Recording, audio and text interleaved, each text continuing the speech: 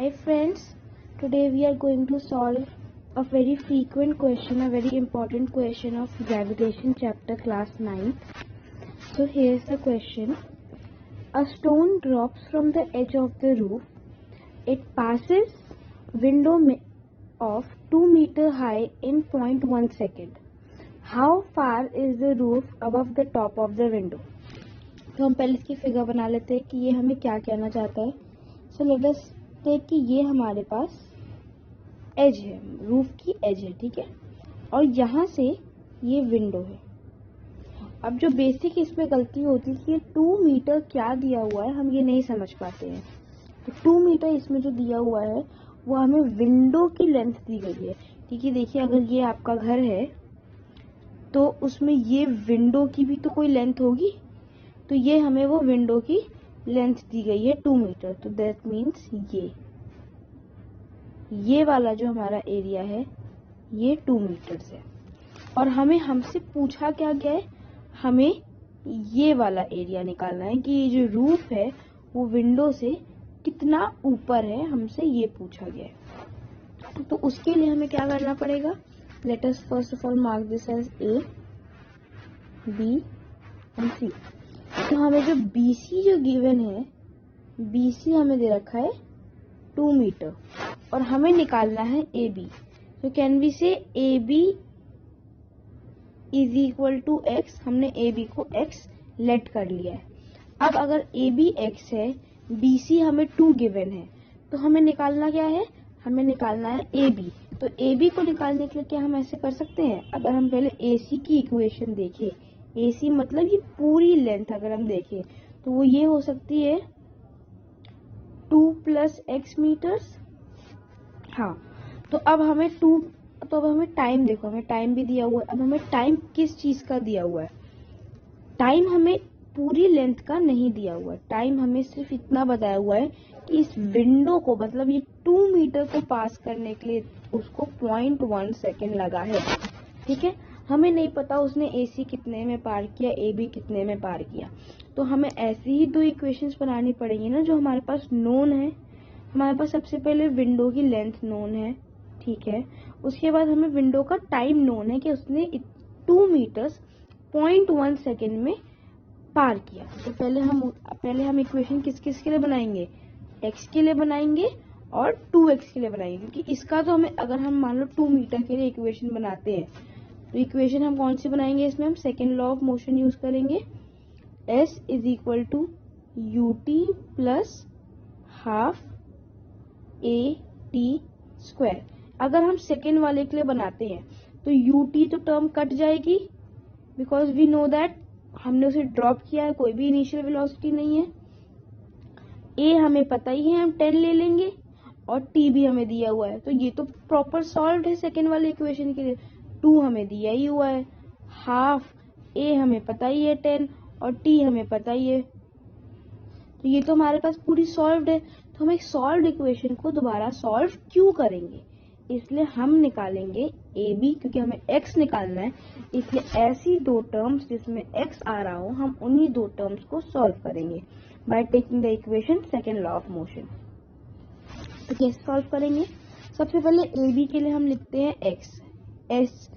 S की जगह पे हमने x लिख दिया, ut वाली टर्म कैंसिल ही रहेगी, हाफ A के लिए 10 और उसके बाद T के लिए 0.1, T के लिए हम 0.1 प्लस T लगाएंगे. क्यों लगाएंगे ये बताती हूँ. x है, x मतलब AB हमें नहीं पता कि उसने कितने टाइम में कवर किया, हमें सिर्फ पता है कि उसने BC जो है वो 0.1 सेकेंड में कवर किया. तो AB ऑब्वियसली उसने 0.1 सेकेंड से पहले ही कवर कर लिया होगा, ये तो अंडरस्टूड है. तो let the time of AB be T. हम AB जितने भी टाइम पे उसने कवर किया होगा उसे हम रख देंगे T. और यहाँ पे हमने T क्यों रखा है, एक बार मैं फिर से समझा देती हूँ. देखो, BC हमारे पास 0.1 सेकेंड दिया हुआ है, हमें AB निकालना है. AB का टाइम पीरियड नहीं है, इसलिए हमने लेट कर लिया है कि let the ball cover AB in T seconds. तो इसके पास हमारे पास x के लिए क्या इक्वेशन आ गई, x के लिए इक्वेशन हमारे पास आ गई 5t²। अब इसे हम एज ए इक्वेशन 1। अब हम किसके लिए इक्वेशन स्टैब्लिश करेंगे, अब हमें इक्वेशन स्टैब्लिश करनी है पूरे के लिए, मतलब AC के लिए, मतलब इस वाले के लिए हम इक्वेशन स्टैब्लिश करेंगे। तो इसके लिए हमारे पास इक्वेशन क्या हो जाएगी, 2 + x which is s, s मतलब डिस्टेंस, ut हमारे पास टर्म कैंसिल थी, हाफ a। अब इसमें t क्या होगा, देखो let us go to the picture. मैं आपको एक और पेन के साथ समझाती हूँ। ये देखो, इतना 2 सेकंड में किया, इतना t सेकंड में किया, तो पूरा कितने में करेगा, t + 0.1 में किया, इतना उसने 0.1 सेकंड में किया, इतना उसने t सेकंड में किया, तो पूरा कितने में करेगा, t + 0.1 सेकंड्स में। ठीक है,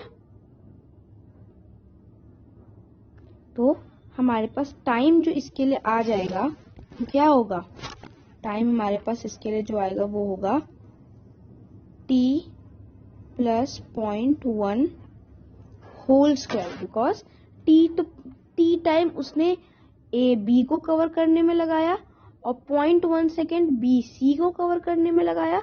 जस्ट लाइक दिस हम लिखते हैं कि इतना हमारा t seconds, wait a minute, इतना हमारा t सेकेंड्स में हुआ, इतना 0.1 में हुआ, तो टोटल हमारा t + 0.1 सेकेंड्स में हुआ। ये बात क्लियर है। उसके बाद हम इसे कर लेंगे सॉल्व। देखो 2 + x = 5, ये कट गया ऐसे। अब देखो वो आइडेंटिटी लगा लो, a + b का होल स्क्वायर। a + b का होल स्क्वायर क्या होता है, a² + 0.1 का स्क्वायर होगा 0.01, a² + b² + 2ab मतलब 0.2t, क्योंकि अगर 2 को हम 0.1 से मल्टीप्लाई करेंगे तो वो 0.2 हो जाएगा। तो ये हमारे पास इसके लिए आ गई इक्वेशन। अब हम इक्वेशन कब इक्वेट कर सकते हैं बच्चों, जब हमारे पास सेम वेरिएबल दोनों तरफ हो। यहाँ पे तो 2 + x है, यहाँ पे x है, तो अब यहाँ से तुम लोग निकालो x की वैल्यू। तो x हो जाएगा कितना, x हो जाएगा 5 + t²। बेटा मिनट, एक स्टेप हमारा यहाँ पे मिस हो गया कि ये तो इनटू था ना इसके साथ, देखो ऊपर 5 × t² बोलते हैं, तो पहले हम इसको इनटू कर लेते हैं, उसके बाद हम लोग निकालेंगे x की इक्वेशन। तो ये 2 हमने यहीं पे रख लिया, तो ये हमारा इनटू करके क्या आएगा, 5t² + 0.05 + 1t मत लिखो, t लिखो बस। ठीक है, ये हमने कैसे किया, पहले 5 को t² से मल्टीप्लाई किया, 5 को 0.01 से मल्टीप्लाई किया, फिर 5 को 0.2 से मल्टीप्लाई किया। मैथमेटिक्स तेज होनी चाहिए यहाँ पे। उसके बाद अब हमारे पास क्या होगा, x 5t² + 0.05 + t और -2 क्यों हुआ, क्योंकि हमने x के लिए इक्वेशन निकाली। अब 0.5 को -2 को अगर हम 0.5 से माइनस करेंगे तो हमारे पास आंसर क्या आएगा, जाएगा 5t² - 1.95 + t। ये इक्वेशन हमारे पास आ गई किसकी भला, ये इक्वेशन हमारे पास आई x की। तो एक इक्वेशन हमारे को x, ओहो ये देखो, एक इक्वेशन हमारे पास x की आ गई 5t - 1.95 और +t, ये एक इक्वेशन आई हमारे पास।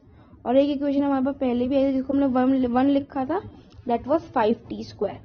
तो अब रिप्लेस 2 by 1, कैसे रिप्लेस करोगे, अब इस देखो बाय 1 and 2, x की वैल्यू 5t² है, 5t² = 5t² - 1.95 + t। ये हो गया, ये कट जाएगा।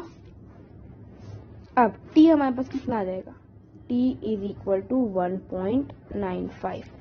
मतलब हमारे पास टोटल टाइम की जो वैल्यू आई है वो है 1.95। पर हमें तो निकालना क्या था, हमें तो x निकालना था। तो या अब हमें t की वैल्यू पता चल गई है, हमें x निकालना है, तो पुट कर दो t की वैल्यू आइदर इन इक्वेशन 1 और आइदर इन इक्वेशन 2। बट 1 वाली इक्वेशन आप देखो कंपैरेटिवली t के जो सेकेंड वाली इक्वेशन उससे छोटी है। For simplification and easier calculation we'll be putting t's value in first equation. So put the value of t in first equation. So x is equal to 5, 1.95 का whole square. 1.95 का whole square क्यों हुआ, क्योंकि x जो हमारे पास आया था वो आया था 5t। ठीक है, तो इसके बाद से जो हमारी वैल्यू आ जाएगी x इज इक्वल टू